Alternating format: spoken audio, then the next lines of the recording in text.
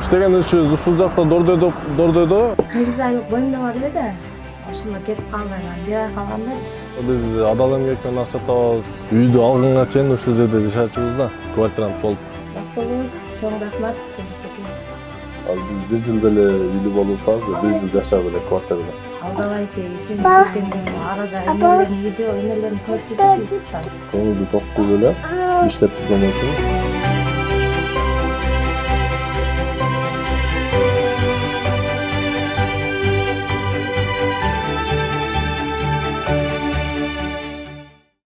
İştеген işimiz ушул жакта Дордойдо. Негизи бул жакта тачкада иштейм.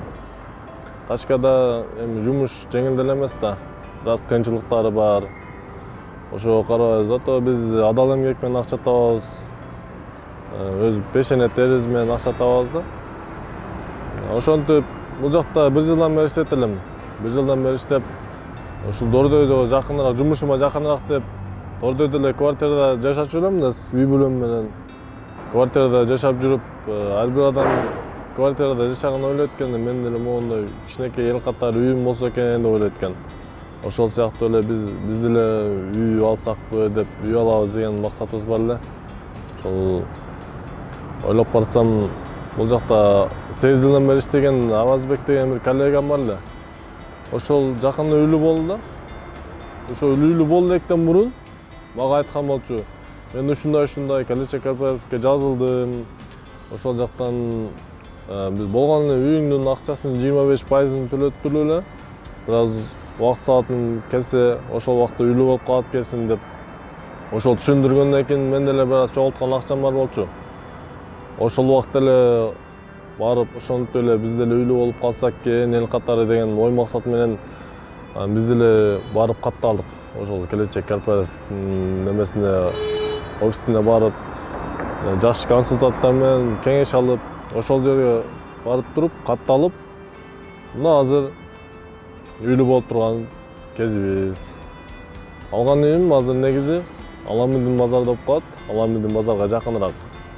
Ошол жерден үй алып калдым. Бирок бизге ошол жакты да. Негизи биз үйдү алганга чейин ушул жерде жашачубуз да, квартирант болуп.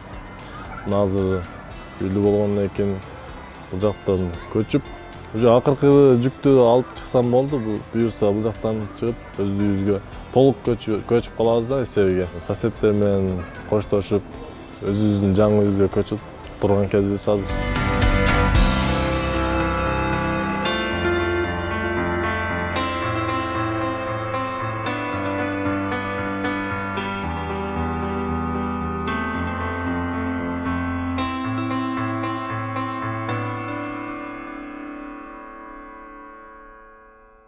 Мен негизи 25 жаштамын. Келинчегим деле ошол экөөбүз негизи мурда классташ болчубуз да. Ошондон насип экен, ошентип үйлүү болуп калдык, баш кошуп. Бул уулум болсо 2 жарым жашта азыр. Мурда келген болчумун, анда жыл эмес, бир 5-6 ай эле жүрүп кеткен болчумун да, анда жалгыз эле өзүм эле.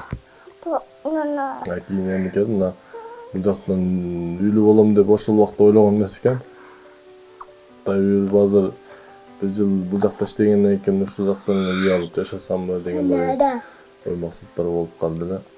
Ошону жазып эле азыр буюруп үйлүү болуп отурам да. Дордойдо негизи бул жакта тааныштар болчу, байкелердин.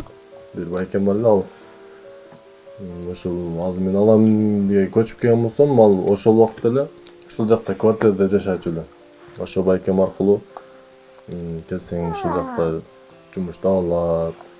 Келсең мен өзүм ишке киргизип коем, жакшы эле иштейсиң дегенден ошол байке аркылуу ушинтип Дордойго кирип иштеп атканыбыз. Бирок жакшы, мындай нааразы эмесмин да. Нормальный жумуш. Bir gün kelse, bir gün kelbeyt, bir gün жақшы десең, bir gün жаман. Средний нары бери 1000 сомдон иштесе болот да. Ошо бир жылдан бери иштеп. Нормально, 1000 сом айына 30 000 жок дегенде, средний 30 000ден да, айынач.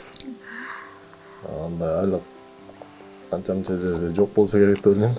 Еще бирөөгө көз каран эмеспиз да. Каалаган убакта иштейбиз. Ошо бул жака келдиктен мурун Москвада иштеп келген болчумун 1,5 жыл. Ошол акчаны мен участка алам деп жүргөн убакта анан бул жактан үйгө берип, үй алып алсам болушун билгенден кийин ошо 1,5 жыл иштеген акчамды үйгө коюп, ошентип эле тазалап калгам да үйгө. 8 айлык боюмда бар эле да. Ошондо кетип калды анан 1 ай калгандачы. Ошо ойдон көрбөй 1,5 жыл иштеп келдик Москвада. Иштеп келип анан Москвадан келгенден кийин айылдан бияка келдик. Кадамжайда төрөлдүк. Анан келгенден кийин 1 жыл биякта квартирада жашадык Борбойдо.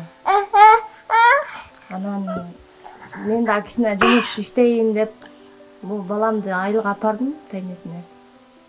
Апарып кайра келсем эле бул очередке туруп эме кылып документтерин көтөрүп келиптир. Ушундай туруп койдум деп. Ишенбей алдап койбойбу деген ойлор болду башында. Келсем эле ушундай болду анан. Алдабайт ишенип кеткен деп арада эмелерин видео эмелерин көрүп жүрдүк YouTube'дан. Консультант менен сүйлөшкөндөн кийин алар айткандан кийин значит ишенсе болот окшойт деп анан консультантка катталдык. Ошондон кийин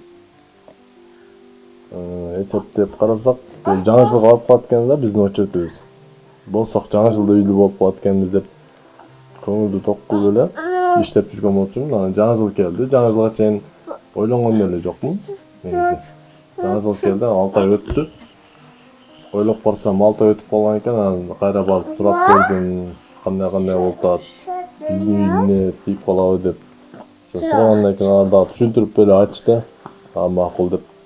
Ошо бойдон эле көңүл ток жүргөнбүз да. Эч кандай ойлонгон нерсе деле болгон жок. Ишендик да биз башында элечи. Очеред келди деп звонок коштур. Үй карагыла деп. Анан үй карадык, алып одемиз деп. Ошентип жүрүп мына Аламдинден буйруптур, насип кылып Кудай тагдыр кылып. Ушинтип үйлүү болуп отурабыз. Келечек корпоративине чоң рахмат. Ушунчалык бизди үйлүү кылып эме кылганга. Эми үйлүү болуп отургандан кийин бул деле бир жакшы эле жаңылык да. Жакшы да, мен ишенсе болот. Бирок сабыр кылыш керек го дейм. Ошол күткөн учурга эле сабыр кылсаңыздар. Ошол бир гана жагы, ошо сабыр эле кылыш керек. Бирок сөзсүз алып берет да. Ал жалган нерсеси жок деле. Уже жана директор менен сүйлөшүп калганда айткан болчу да. Биз элдерге ушунча акча төлөп атабыз. Силер бизге берген акчанын даже 3 эсе көп берип атабыз. Ошого эл ишенбегенден кийин кандай болуп калсын деп ошондой эле түшүндүргөн да. Биз берген акчанын наоборот бизге 3 эсе көп кылып эме кылып атат да. Эми алдап кете турган жери деле жок. Бул үйгө көчүп келгениңиздерге канча болду? Бүгүн 2-нчи күнү мынантип эле шарттарды түзө элекпиз да пока 2-нчи күн. Бактылуусуздарбы? Шүгүр эми ушунча үйлүү болуп калдык эми.